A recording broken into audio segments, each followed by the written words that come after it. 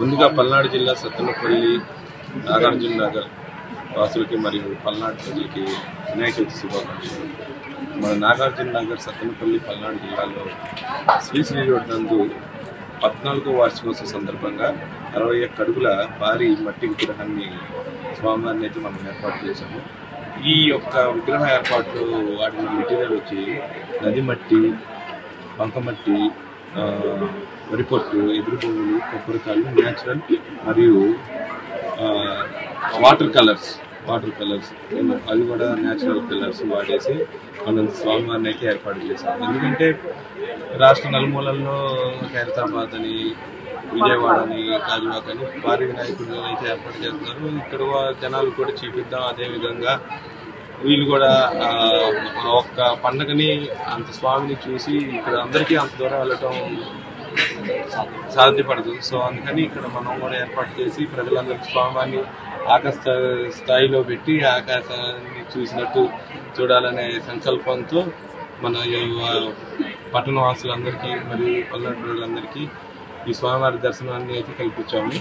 మనం 12వ తారీఖు వచ్చే గురువారం 12వ తారీఖు భారీ అన్నదాన కార్యక్రమం జరుగుతుంది. రేపు బుధవారం వచ్చేసి 9వ తారీఖు లక్ష్మీ గణపతి హోమం జరుగుతుంది. అదేవిధంగా 15వ తారీఖు స్వామివారి నించున్న ప్లేస్లోనే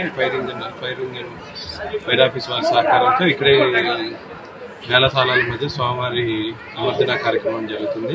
అదేవిధంగా స్వామివారి ఎత్తుతో పాటు 61 అడుగుల ఎత్తుకి అనుగుణంగా 61 కేజీల లడ్డుని అయితే ఏర్పాటు చేసాం. నిమజ్జన కార్యక్రమం రోజే లడ్డుని కూడా వేలం వేస్తాం.